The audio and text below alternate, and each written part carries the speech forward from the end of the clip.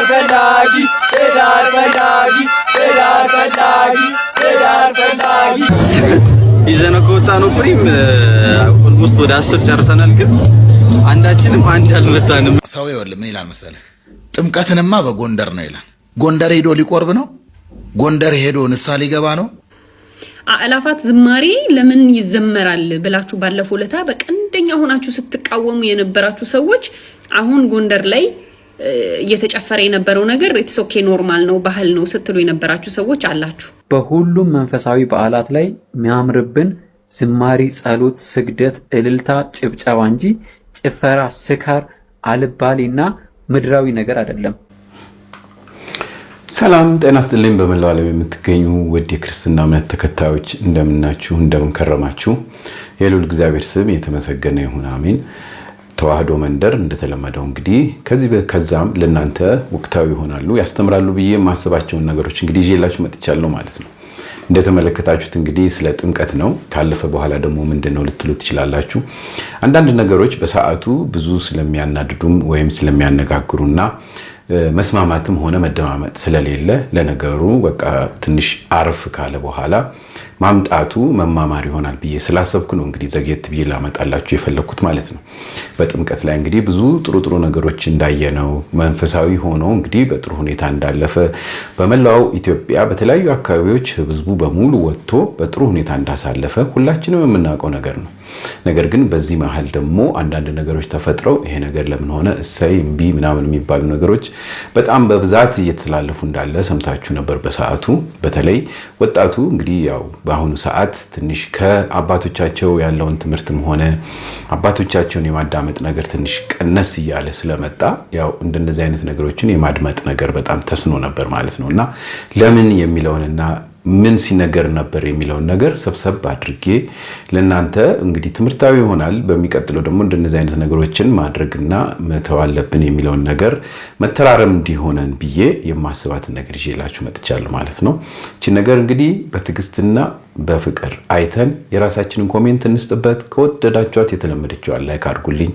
አዲስ የሆናችሁ እንግዲህ ለተዋህዶ መንደር ሰብስክራይብ አድርጉ እያልኩኝ ወደ ፕሮግራሙ ገባላችኋለሁ። መልካም ጊዜ ይሁንላችሁ። እንመልከት እስቲ።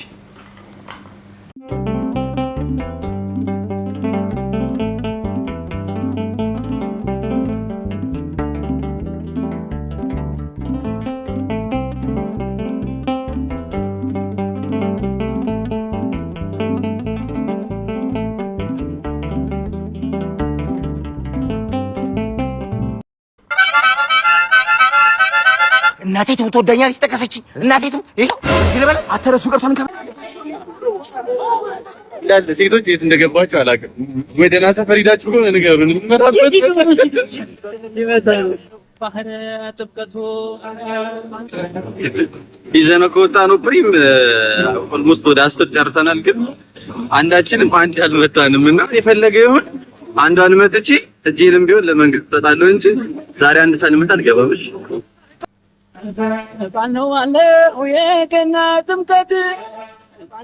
እንደምትመለከቱት እንግዲህ ሴት ነች።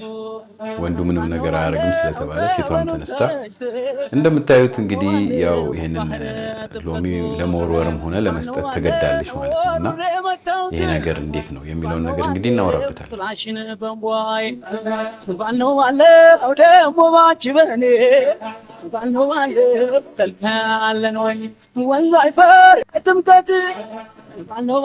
ክፉ ነገርም ታይቷል። ሴት ለሴትም ሲሰጣጥ ማለት ነው። ሎሚ መስተፋቅር ይደገምበትና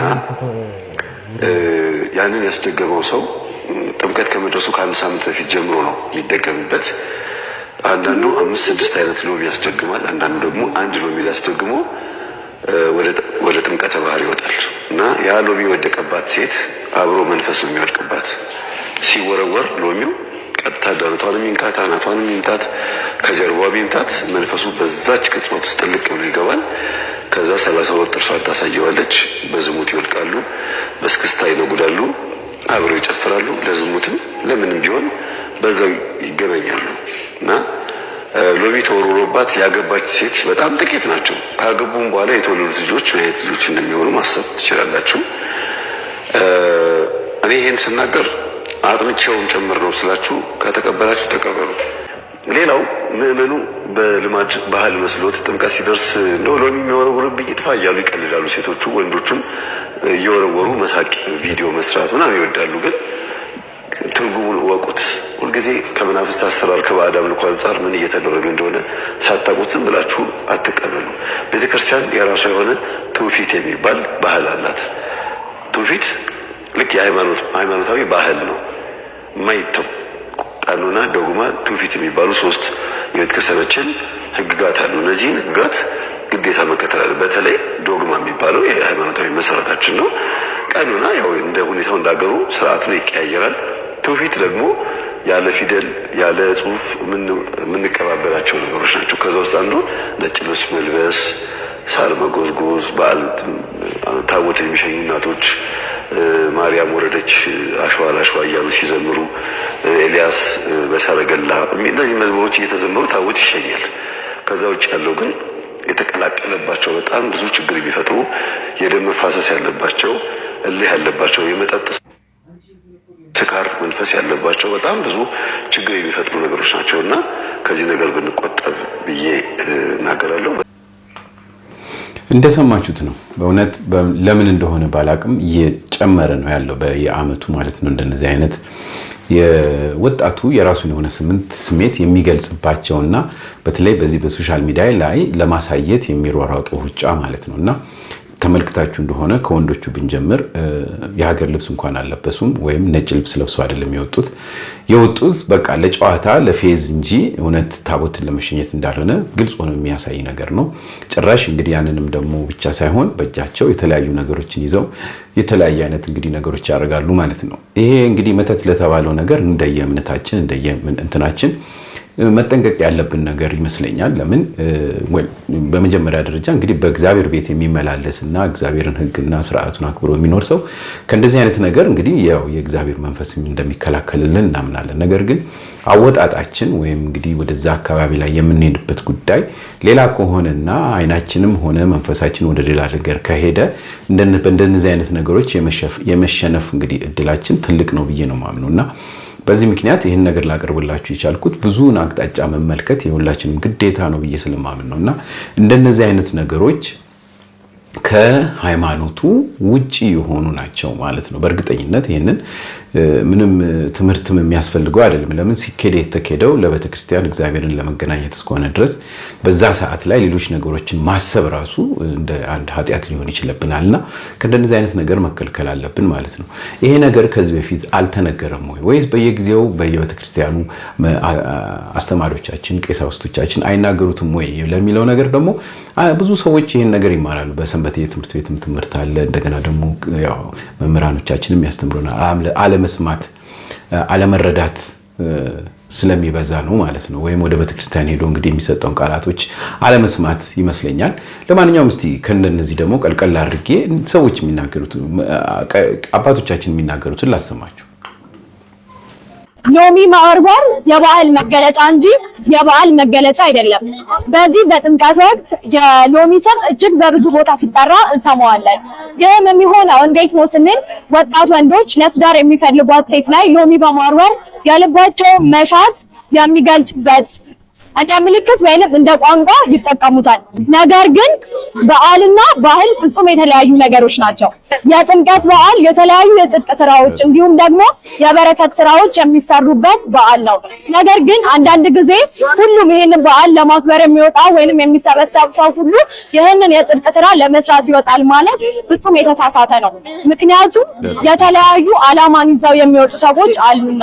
በዚህም መሰረት የጥምቀት በዓል የሎሚ መወራወሪያ ሳይሆን በረከት ማፈሻ መሆኑ እጅግ አድርገን መገንዘብ ይጠበቅብናል። የማይሆን ከሆነ ግን ወጣቱ ሁሉ መዘመሩን ትቶ ለትዳር የሚፈልጋትን ሴት እየፈለገ ሲባዝን ይገኛል ማለት ነው። ስለዚህ በዚህም መሰረት በዓልን እንደ በዓል፣ ባህልን ደግሞ እንደ ባህል መንፈሳዊ ይዘቱን ሳይለቅ ማክበር ይኖርብናል። ወስብሐት ለእግዚአብሔር። በባህሉ ክርስቶስ እኛን ያጨን ሰማዩን ከፍቶ ግቡበት ነው ያለ። ለሌላ አላጨን። አንዳንድ ጅል ሰው የሎሚ መወራወሪያ ያለም እንዲህ የሚባል ባህል የለንም። የሎሚ ቀን አይደለም። ስጋዊ መተጫጨት የሚደረግበት ቀን አይደለም። ይህ ዕለት ለመንግሥተ ሰማያት የምንታጭበት ዕለት ነው። በንስሐ ራሳችን የምንታጭበት ዕለት ነው። የበረከት ዕለት ነው። የአብን ቃል የሰማንበት ዕለት ነው። በደመና አብን ያየንበት ዕለት ነው። ይህ ዕለት የነቢያት ትንቢት የተፈጸመበት ዕለት ነው። ይህ ዕለት የመታዘዝ ዕለት ነው። ክርስቶስ ዝቅ ብሎ የተጠመቀበት ዕለት ነው። እንታዘዝ፣ ራሳችንን ለእግዚአብሔር እንጭ፣ ወደ ተከፈተው ሰማይ እንግባ፣ ከሰማይ የመጣውን ቃል እንስማ። የተመረጠ ቀን፣ የተመረጠ ዕለት ይህ ነው። የብፁዕ አባታችን ቡራኬ ይደርብን። ወስብሐት ለእግዚአብሔር። ነቢየ ደውላት አሁን ቃለ ሕይወቱን ያሰማልን። እንደደምላቸው እግዚአብሔርን አመስግን። ሎሚ ውርወራና ጥምቀት ምን ያገናኘዋል?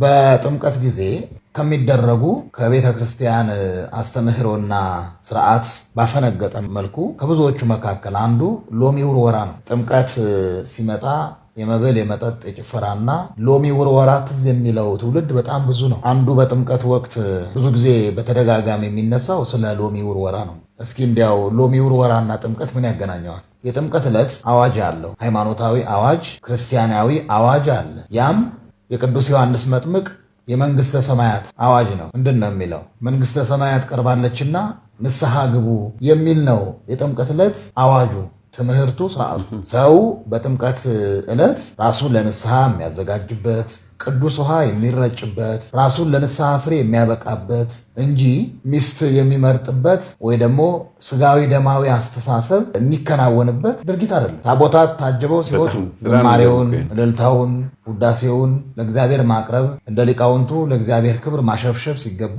በስጋዊ ነገር ተጠልፎ መውደቅ፣ ይሄ ክርስቲያናዊ እግዚአብሔራዊ የቤተ ክርስቲያንም ትምህርት አይደለም። በማቴዎስ ወንጌል ምዕራፍ 24 ቁጥር 15 ላይ አንድ ቃል አለ። በተቀደሰው ቦታ በተቀደሰው ስፍራ የእርኩሰት ምልክትን ባያችሁ ጊዜ አንባቢው ያስተውል ይላል። ታቦት ወጥቶ ቅዱስ ፓትርያርኩ ብፁዓን ሊቃነ ጳጳሳት እንዲሁም ካህናት መንፈሳዊ ቡራኬ በሚሰጡበት ሰዓት ምዕመናንም መንፈሳዊ ሀብት መንፈሳዊ በረከት በሚቀበሉበት ሰዓት ጊዜ ስጋዊ ደማዊ አስተሳሰብን ይዞ መጥቶ ሎሚ መወርወር በእውነቱ ወደ ገሃነመ እሳት ወደ ሲኦል የሚያስጥል ክፉ ልማድ ነውና ከዚህ ልማድ መጠበቅ መቆጠብ ይኖርብናል። ትውልዱ ይህንን እንዲሰማ ይህን ስርዓት እንዲያስተካክል ከወዲሁ በቤተ ክርስቲያን ስም እናሳስባለን ማለት ነው። ሎሚ ውርወራ ኦርቶዶክሳዊ የቤተ ክርስቲያን ስርዓት አይደለም። ስጋውያን ሰዎች የፈጠሩት ስጋዊ አመለካከት ያላቸው ሰዎች ያመጡት ኢልማዳዊ ድርጊት ነው። ሎሚ ውርወራ ብቻ አይደለም። ጥምቀት በመጣ ጊዜ ምናልባት ካስታወስክ መጠጥ መጠጣት፣ መስከር ትክክል ያልሆኑ ከክርስትና ሕይወት ጋር አብረው ሊዛመዱ የማይችሉ ብዙ ክርስቲያናዊ ተግባራት ሲፈጸሙ ታያለ። እኔ አሁን መዘርዘር አልፈልግም። እነዚህ ሁሉ ከጥምቀት ጋር ተያይዘው የሚመጡ የሰዎች አስተሳሰብ የደካሞች መዋኛ እንጂ የቤተ ክርስቲያን ትምህርት የቤተ ክርስቲያን ስርዓት ይህንን ነገር በፍጹም ያወግዛል። ከቤተ ክርስቲያን አስተምሮ ውጭ ባሉ በስጋዊ መንገዶች እንዳንጠለፍ ከወዲሁ ጥንቃቄ ያስፈልጋል ለማለት እወዳለሁ። አመሰግናለሁ። እንደሰማችሁት ነው። በጣም በጥሩ ሁኔታ ክሊር አድርገው ነው እንግዲህ እነዚህ ሁለት አባቶቻችን የነገሩት። ቃለ ሕይወት ያሰማልን። ይህንን በእውነት ሁላችንም በልባችን መያዝ ያለብን ይመስለኛል። በመጀመሪያ ደረጃ ያ ቦታ የተቀደሰ ቦታ ስለሆነ ለንስሐ የምንበቃበት ቦታ ስለሆነ ምን ማድረግ እንዳለብን ክሊር አድርገው ነው የተናገሩት። ይሄ ግልጽ የሆነ ንግግር ማንም ሰው መረዳት የሚገባው ነገር ነው እንግዲህ ማለት ነው።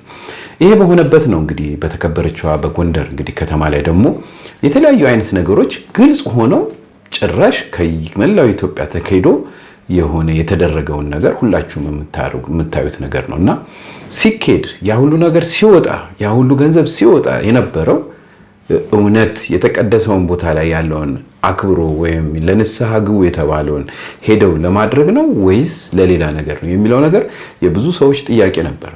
እንዲሁም በቃ ባህላችን ነው ምናምን በሚል ጎንደርን ስም የሚያስጠፉ አይነት ንግግሮች ሁሉ በየሶሻል ሚዲያው ሲዘዋወሩ ታይቷል።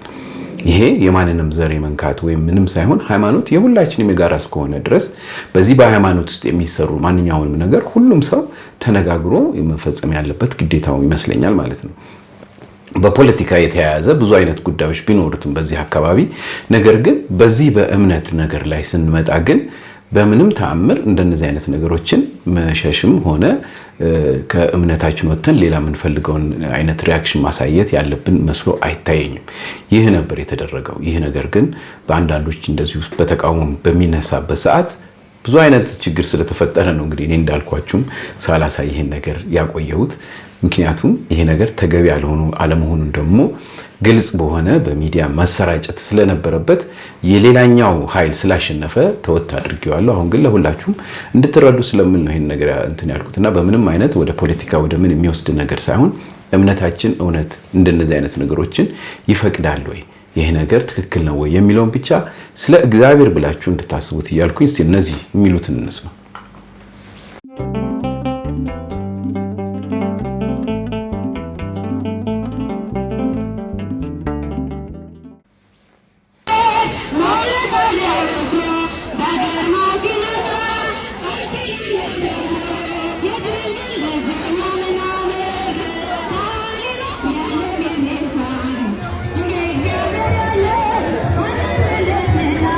ጥምቀትን በጎንደር ላይ ከጭፈራው በላይ በጣም ያፈርኩበት ነገር ቢኖር በመጀመሪያ ክሬዲት መስጠት ፈልጋለሁ። በዛ ቦታ ላይ ለነበራችሁ ሰንበት ተማሪዎች ጭፈራውን ወደ መዝሙር ለመለወጥ ደፍራችሁ ቆርጣችሁ መሃል ላይ ገብታችሁ ነገሩን ወደ መዝሙር ላዞራችሁት እያንዳንዱ ሰንበት ተማሪ፣ እያንዳንዱ ዘማሪ፣ ቦታው ላይ ለነበራችሁ ሁሉ ትልቅ ክሬዲት መስጠት ፈልጋለሁ። እግዚአብሔር ይባርካችሁ።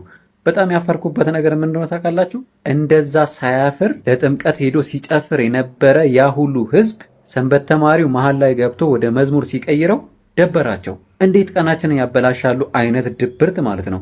እንዴት ይዘመራል፣ እንዴት ጭፈራችንን ያስተጓጉላሉ፣ እንዴት ጭፈራችንን ያቋርጡናል ብለው ደበራቸው። ፊታቸውን ተመልከቱ፣ ሁኔታቸውን ተመልከቱ። ከላይ ሆኖ ደግሞ ሲያስጨፍሩ የነበሩት አርቲስቶችና ቲክቶከር ተብዬዎችም በጣም በድብርት ከቦታው ላይ ዞር ሲሉ ይስተዋላል። እና በራሳችሁ ማፈር ነው ያለባችሁ። መጨፈራችሁ ሳያንስ በመዝሙር የምትደበሩ እንዴት ይዘመራል ብላችሁ የምትቃወሙ በራሳችሁ ማፈርና ንስሐ መግባት አለባችሁ። ከቀጣይ ዓመት ጀምሮ ይሄ ነገር እንደሚቀር አይ ቲንክ ምህላ ተደርጓል፣ ቃል ተገብቷል። እግዚአብሔር ለዛ ቀን አብቅቶን በአይናችን ለማየት ያድርሰን። ማታ ላይ በጣም ታምሮ ነበር። ሰንበት ተማሪዎችና የደብሩ ካህናት አባቶች ነገሩን አስተባብረው ማታ ላይ ጧፍ ሲበራና ሲዘመር ጸሎት ሲደረግ ነበርና በጥምቀትና በሁሉም መንፈሳዊ በዓላት ላይ የሚያምርብን ዝማሪ፣ ጸሎት፣ ስግደት፣ እልልታ፣ ጭብጨባ እንጂ ጭፈራ፣ ስካር፣ አልባሌና ምድራዊ ነገር አይደለም። ኮምፕሊትሊ አልስማማበትም ያየሁትን ነገር ማለት ነው። በየቦታው ወጣቱ ሲጨፍር ሲዘል ሲያብድ ምናምን፣ በዛው ልክ ደግሞ ሃይማኖታዊ ዳራውን በጠበቀ መልኩ በዝማሬ በሽብሻቦ በእልልታ ያጀቡ ብዙሃን ምዕመናን እንዳሉ ሁሉ እኔ ጭፈራውን አልደግፍም። ጎንደር በጣት የማይቆጠሩ የብዙ ሊቃውንት ሀገር ናት ጎንደር። የወጣ ነው ደግሞ የጌታችንና የመድኃኒታችን የኢየሱስ ክርስቶስን የጥምቀት በዓል ልናከብር እስከሆነ ድረስ ሃይማኖታዊ ይዘቱን በጠበቀ መልኩ ታቦታችንን አውጥተን አክብረን ዘምረን አሸብሽበን ማረግ ያለብን አድርገን ብንጨርስ በዓሉን መልካም ነው ብዬ አስባለሁ። በተረፈ ግን ይሄ ዝላዩ ጭፈራው ምናምን እኔ አልደግፈውም። ባህል ካላችሁ ደግሞ ለኔ ባህል የፀጉር አሰራራቸው፣ ባህላዊ ልብሳቸው፣ የጎንደር ጌጣጌጦች ያንን እኔ ባህል ምለው እሱን ነው። ያ መታየት አለበት። ጥምቀት ላይ ኦፍ ኮርስ በደንብ መታየት አለበት። በዓለም ደረጃ መተዋወቅ አለበት ባህላችን። ነገር ግን ሃይማኖት ነው። በግድ ይሄ ዓለማዊ ጭፈራውን እያመጣችሁ ከሃይማኖት ጋር ባህል ነው እያላችሁ ለመለጠፍ አትሞክሩ። ልክ ነው የምትሉ ሰዎች በራሳችሁ ልክ እንዳልሆነ ጠንቀቃችሁ እኮ ታውቁታላችሁ። በቃ ይዛለት በግድ ካልዘለልን እንደ ፌንጣ ነው እንጂ ልክ እንዳልሆነ ታውቁታላችሁ። ሌላው ደግሞ ማለት ነው በጣም የታዘብኳችሁ ሰዎች አላችሁ። በጣም እኔ ስም መጥቀስ አልፈልግም። አእላፋት ዝማሬ ለምን ይዘመራል ብላችሁ ባለፈው ለታ በቀንደኛ ሆናችሁ ስትቃወሙ የነበራችሁ ሰዎች አሁን ጎንደር ላይ እየተጨፈረ የነበረው ነገር ኢትስ ኦኬ ኖርማል ነው ባህል ነው ስትሉ የነበራችሁ ሰዎች አላችሁ። እንግዲህ አእላፋት ዝማሬን ስትከለክሉ የነበረው ኦርቶዶክሳውያን እየተገደሉ እንዴት ዝማሬ ይደረጋል ነው። ይሄኛውስ ልክ ነው? ስለዚህ የኔ ምልከታ ይሄ ነው። በሚቀጥለው ዓመት ጎንደር ላይ ያላችሁ ወጣቶች፣ የባህል አዘጋጆች ይሄ ነገር እንዲቀር አድርጋችሁ በዝማሬ በእልልታ በሽብሻቦ እንዲያልፍ እንደምታደርጉ ተስፋ አደርጋለሁኝ። ጭፈራው ዝላዩ ምናምን በየቤታችን ማድረግ እንችላለን። ግን እዛ አደባባይ ላይ ደስ አይልም፣ ልክም አይደለም። ይሄ የኔ ምልከታ ነው። ቴንክ ዩ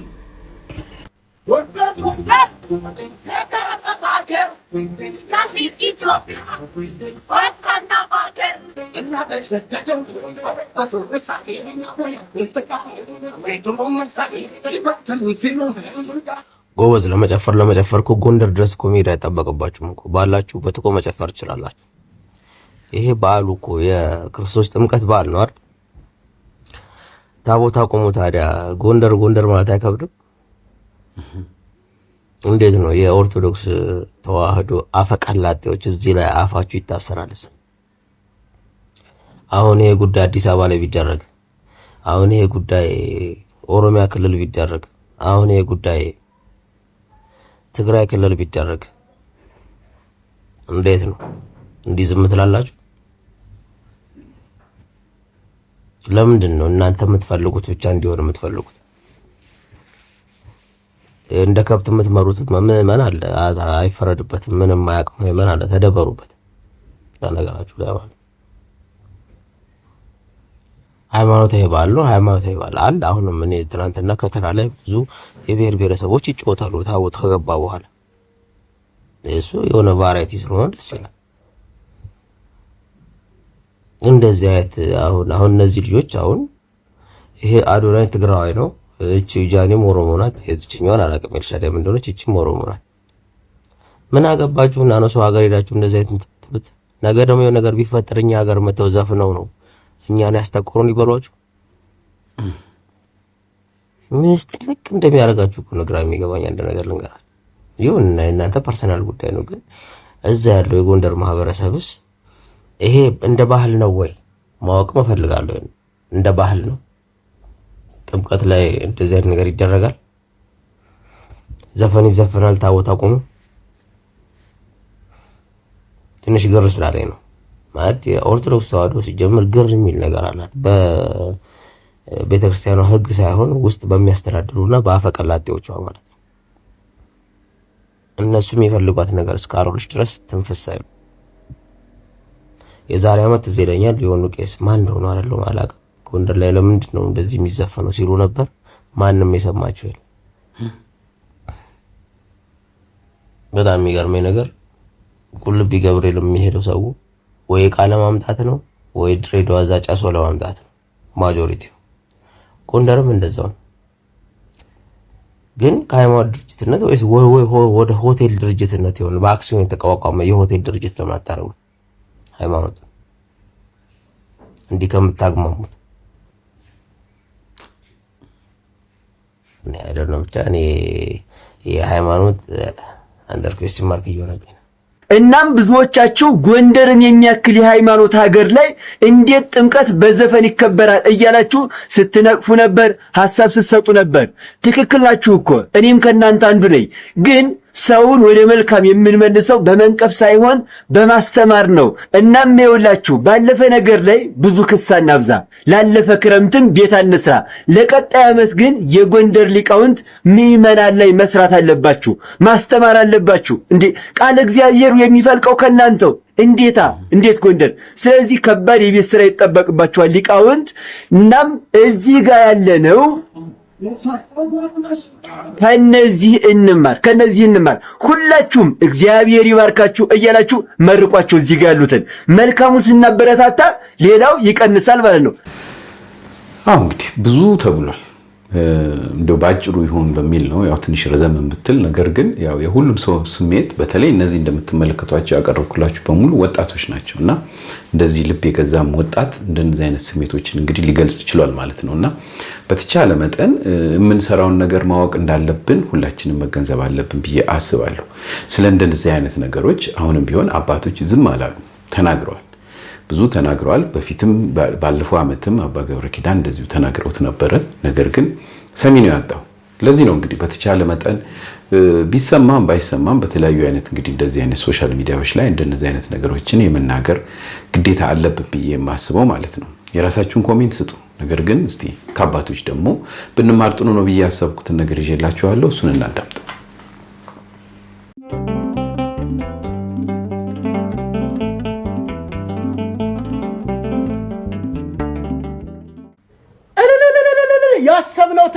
ያሰብነው ተሳክቷል። የጎንደር ሊቃውንቶች ከዚህ በኋላ በጎንደር ጥምቀት ላይ ጭፈራን አውግዘዋል። አዳምጧቸው፣ እኔ መለሳለሁ። ጎንደር የሚባል አንድ እግዚአብሔር ብቻ ነው ያለን። እግዚአብሔር በሚከብርበት በዓል ላይ እንዴት የሙዚቃ ኮንሰርት ታካሂድበታል? አንተ ህግ ያለምን ጎንደር ይህ ነገር ከዚህ በኋላ ጎንደር ላይ አይደገም። በሃይማኖት አንደኛ የተባለችው ሀገር በቅዱስ ባለ በዛሃገንኛ እንገቱታል። አዶናይ ተብሎ ሰው በዚህ ስም አይጠራም። እናውቀዋለን። ጨፋሪ መምጣት ይችላል።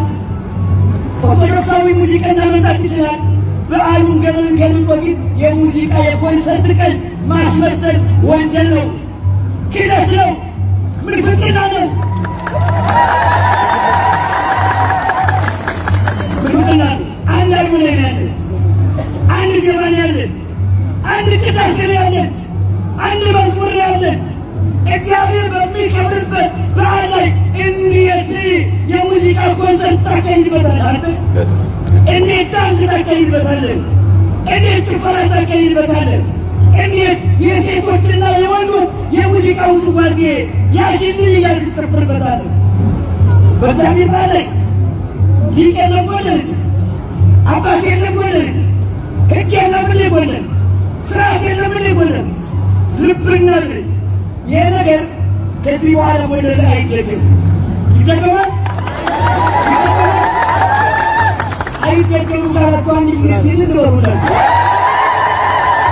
የጎንደር የሰንበት ትምህርት ቤት ጥምር ማህበረ ቅዱሳን ሌሎችም ማህበራት ይህን ነገር ካላስተካከላችሁ እንደሌላችሁ ቁጠሩት። እንደሌላችሁ ምን ነካል? በሃይማኖት አንደኛ የተባለችው ሀገር በቅዱስ ባለ በዛሃገንኛ እንገቱታል። ሌሎቹ ከተማዎች ላይ እኮ መዝሙር ነው የዋለ እና ቃለን እናቶቻችን በገጠር እኮ አንዳንድ ዘፈን መዝሙር የመሰለ ዘፈን አላቸው። አንተ ግን ለክርስቶስ ሊዘምር መጠጠር አይኖር መጥሶ ስትትላለ እንዲሙልቀ ለሴቷ አይን፣ ለሴቷ ዳሌ፣ ለሴቷ ሞርጭ ስንዘምርቱላለን።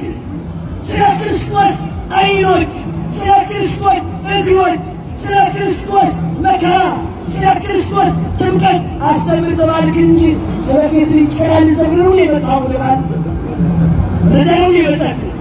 እንደዚህ የመጣለ ክርስቶስ ልታመልኩ ነው የመጣችሁ አይደለም። አምልኮቱ ላይ ዘመን ደንሴ ጭፈራ ልብና አዎ አባቶቻችን እንደዚህ ነው። አንዳንድ ሰዎች ቀንተ ነው ምን አገባ ምናምን ብላችሁ የምትሳደቡ አንዳንድ ውስጣችሁ ላይ ንፍጥ ብቻ ጭንቅላታችሁ ላይ ምንም እውቀት የሌላችሁ ሰዎች ለእናንተ ግድ አይሰጠንም። የጎንደር ህዝብን ሃይማኖት አታስተምሩም። የጎንደር ህዝብን ማህተቡን አታስተምሩም። ምክንያቱም የነቃ ህዝብ ነው። ግን አንዳንድ ሰዎች ሄዳችሁ ተከምራችሁ በጌታችን በመድኃኒታችን በኢየሱስ ክርስቶስ ጥምቀት ላይ ጭፈራና ዳንኪራ ለዓለም የምታሰራጩ ማስታወቂያ የምትሰሩ ሰዎች ግን አደብ ያዙ። የጥምቀት ቀን ግን ክብሩ መከበር ያለበት ማን ነው? ክርስቶስ ነው አባት። ስለዚህ በክርስቶስ ቀን ዝማሬ፣ ምስጋና፣ ምህላ በአሁኑ ሰዓት የሚጨፈርበት ጊዜ ነው። እግዚአብሔርን አትለምንም? ለተራቡት፣ ለተጎዱ፣ ለተቸገሩት፣ ለጦርነት አትጸልይም? ጎንደር ሊቃውንት እንዲሁም ቤተ ክህነት ጭፈራው በነበረበት ቦታ ላይ ተገኝቶ ትምህርት አስተምሮ ጭፈራውንም ድጋሚ ላይ ይደገም አውግዘው ለይተውታል። እንዲሁም ደግሞ በጥምቀት ጊዜ ጭፈራ ይፈቀዳል ባህል ነው እያላችሁ ስታወሩ የነበራችሁ እንዲሁም ደግሞ አሁንም ለማውራት የሚዳዳችሁ ሰዎች ካላችሁ 4 ነጥብ ትምህርት መምህራችን እንዲህ በማለት ዘግተውታል። ለመምህራችን ቃልዮት ያሰማልን። ስለዚህ በሚቀጥለው ዓመት ጎንደር ላይ ጭፈራ በፍጹም አይኖርም። ለዚህ ደግሞ ሰንበት ትምህርት ቤቶች እንዲሁም የወጣቶች ጥምር ህብረት እንዲሁም ሌሎች ማህበራት ትልቅ ስራ አለብን። ይቆያል። አዎ በእውነት ቃልዎት ያሰማልን አባታችንን። በጣም እንግዲህ በንዴት ከበዓሉ በኋላ ወጥተው ነው እንግዲህ እንደዚህ አይነት ንግግሮችን የተናገሩት ማለት ነው። ይሄ ትልቅ ነገር ነው። በእውነት መነገር አለበት። ህብረተሰቡ አባቶቻችንን ማዳመጥ ስላለበት ወጥተው እንደዚህ በግድ ይሄን አይነት ኃይለ ቃል መናገር አለባቸው ብዬ አምናለሁ።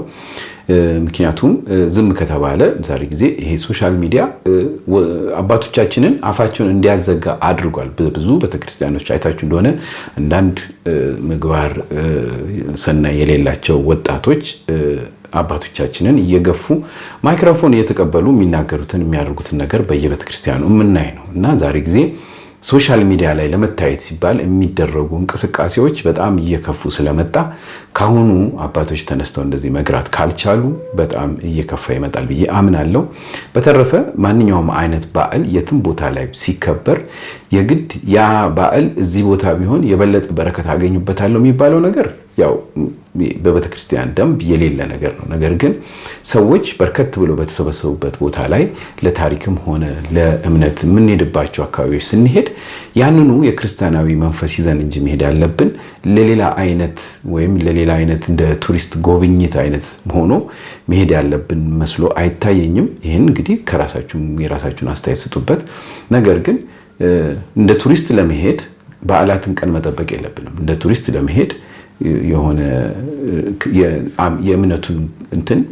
እምነቱ ላይ መለጠፍ የለብንም ከእንደዚህ ርቀን። ነገር ግን በሰላም ሌላ ጊዜ የምንፈልገውን ነገር ሄደን አይተን ተዝናንተን መምጣት እንችላለን። ሁለተኛ ነገር ደግሞ ጭፈራውንም ቢሆን የምንፈልገው ሌሎች ቅዳሜና እሁዶች አሉ፣ ሌሎች እረፍት የሆኑ ጊዜዎች አሉ። በዛ ሰዓቶች ላይ መደረግ ይችላሉ። ለምን ኦርቶዶክስ ትወቀስ? በዚህ ለምን እምነታችን ይወቀስ? ለምን በሌሎች ሃይማኖቶች መሳቂያ እንሆን? አሁን እንዲው ጊዜ ስለማይበቃ እንጂ በጣም ብዙ የተለያዩ ሃይማኖቶች ያላቸው ሰዎች እቺን አጋጣሚ ስላገኙ በጣም ብዙ ሰዎችን እንግዲህ ስለ ሃይማኖታችን ያለን መጥፎነትን እየገለጹበት ይገኛልና ይሄንን ሁሉ የምናደርገው እኛው ራሳችን በፈጠርነው በማወቅ ቢሆን ባለማወቅ የምንሰራቸው ስህተቶች ናቸው ማለት ነውና እንድንተራረም ብዬ ነው እንግዲህ ይሄን ነገር ያቀርብኩላችሁ። እርግጠኛ ነኝ እንግዲህ ኮሜንት እንደምጽፉ እንማማርበት። በተረፈ ከወደዳችኋት የተለመደችዋን ላይክ አድርጉልኝ እላለሁ። አዲስ ሆናችሁ ሰብስክራይብ አድርጉላ ብዬ ልሰናበታችሁ። አሁንም አንድ የአባታችንን ቃል በደንብ እንስማ። ለምን ትምህርት ነው የሚወስነው፣ መማማር ነው የሚያስፈልገን በዚህ ሰዓት። ምክንያቱም የምናደርገው ነገር በጣም እየተለየ ዘመኑ እየፈጠነብን ስለሄደ ከአባቶች የምናገኘው ነው ነገር እየከላለስን ማዳመጡ ግዴታ ስለሆነ በዚህ ልሰናበታችሁ እላለሁ። መልካም ጊዜ ይሁንላችሁ። ቤተ ክርስቲያን ውስጥ ሲጨፈር ሲደለቅ ማን ሀያ አላቸው? ሰው ይወል ምን ይላል መሰለህ? ጥምቀትንማ በጎንደር ነው ይላል። ጎንደር ሄዶ ሊቆርብ ነው። ጎንደር ሄዶ ንስሐ ሊገባ ነው። ጎንደር ሄዶ ታቦቱን ሊሸኝ ነው። ባህረ ጥምቀት ውስጥ ሊያደር ነው። ጎንደር ውስጥ ካሉ ሊቃውንት ቃለ እግዚአብሔር ሊጠይቅ ነው። ጎንደር ውስጥ ካሉ አበው መነኮሳት፣ ጳጳሳት ወይ ደግሞ ካህናት ወይ መምህራን ቡራኬ ሊቀበል ነው። ኦርቶዶክሳዊ ጎንደርማ በጥምቀት ነው የሚለው አይደለም፣ አስረሽ ምችው ለማለት ለጭፈራ ነው። እዚህ ላይ ግን በደንብ መረዳት ያለብን ነገር ምንድነው? ጨፋሪው ማስጨፋሪውም በዓለም ውስጥ ያለው የጭፈራው አውድ አለ አይደል? መድረኩ ሰልክቷቸዋል። እዛ ያለው በዓለማዊ መድረክ በዓለማዊ ስፍራ ያለው ይሄ ስቴጁ ሰልክቷቸው ቤተክርስቲያን ሰፊ አይደለ? አውዱ እያለማመዱ ነው ማለት ነው። በዚሁ ከቀጠለ እኮ ቤተክርስቲያን ውስጥ ጭፈራ ተጀምሯል። ግቢ ውስጥ የባለ ጥምቀት የተለመደ ነው። ዘፋኞች ዘፈን ሲያዘጋጁ ኮንሰርት ብለው መስቀል አደባባይ ይጠራሉ። ወደፊት የዘፈን ፕሮግራም ኮንሰርት በመንበረ ጸባዖት ቅድስት ሥላሴ ካቴድራል ስለምናዘጋጅ መታችሁ እንድትሳተፉ ማለቱ አይቀርም። እንዲያው መጠለያው ጋር ቢሆን ይሻላል። እንዲያው አግባብ ባይሆን ፊት ለፊት ታቦቱ የሚወጣበት በርጋ ስታስበው ይሄ ስታስበው በክርስቶስ ቤተክርስቲያን አስብ። መላእክት እንደ ሻሽ ነጥፈው እንደ ግንድ ተረብርበው እንደ ቅጠል ረግፈው ባሉበት ብዙ ምዕመናን እንባቸው በሚያነቡበት ብዙ ምዕመናን ጸሎታቸውን ወደ እግዚአብሔር በሚያቀርቡበት እንባቸውን በሚያብሱበት እግዚአብሔር ስሙ በሚጠራበት በተቀደሰ ስፍራ አስረሽ ምቺው ይላሉ። ለዛ ነው በማቴዎስ ወንጌል ምዕራፍ 24 ላይ ወእም ከመርኢክሙ ትእምርተ ርኩስ ውስተ መካን ቅዱስ ዘያነብብ ለይለቡ በተቀደሰው ቦታ በቤተ መቅደሱ የረከሰ ነገር ስታዩ አለ አንባቢው ያስተውል አለ ጌታ። አሁን የምናስተውልበት ሰዓት ነው ማለት ነው። የምናስተውልበት ሰዓት ነው። ምናልባት እያንዳንዱ ህብረተሰብ እያንዳንዱ አካባቢ የራሱ ባህል ይኖረዋል። እያንዳንዱ ባህል አለ። ባህሉን ግን ከቤተ ክርስቲያኑ ውጭ ያድርገው። የሚጠቅመውንም የማይጠቅመውንም ነገር ለሰውም የማይመች ለእግዚአብሔር የማይመች የራሱ ብቻ ፍላጎት ስለሆነ ይዞ መጥቶ ቤተ ክርስቲያኑ ስላድርግ ማለት አይቻል። ምክንያቱም ቤተ ክርስቲያን ተሰርታ አልቃለች። መጠበቅ ነው ያለውን ማለት ነው። በጣም ግን እርግጠኛ ሆኜ ግን የምነግርህ በዚሁ ከቀጠልን ዘፋኞች ዘፈን ሲያወጡ መስቀል አደባባይ መጥራት ያቆማሉ። ኮንሰርት ስቴጁ የሚያምር እንደ ቦሌ መድኃኔዓለም ያለውን ስቴጅ የሚያምር መርጠው ኑና ዘፈናችንን ስሙ ለማለታቸው አይቀርም። ለምን አየን እኮ ቤተ ክርስቲያን ውስጥ ሲጨፈር ሲደለቅ ማን ሀይ አላቸው? ማን ተናገራቸው? ለምንድን ነው ቤተ ክርስቲያን ውስጥ የሚጨፈረው ተብለው ሲነገሩ የሚከላከሉ ሰዎች አሉ። መምህራን የሚመስሉ ካህናት መነኮሳት የሚመስሉ አሉ። ይሄ እኮ የባህል ነው። ይሄ የለም፣ እንደዚህ አይነት ትምህርት የለም። በዚሁ አጋጣሚ ግን ጎንደር ጥምቀትማ በጎንደር ብለው ታቦታትን ለመሸኘት፣ ሊቃውንትን ለማግኘት፣ ገዳማትን እጅ ለመንሳት፣ ከአባቶች ቡራኬ ለመቀበል፣ ስጋው ደሙ ለመቀበል፣ አድባራቱን ለመጎብኘት የሚሄዱ ደግሞ በጣም ጥቂት ሰዎች ደግሞ አሉ። እነሱን ደግሞ እናመሰግናለን።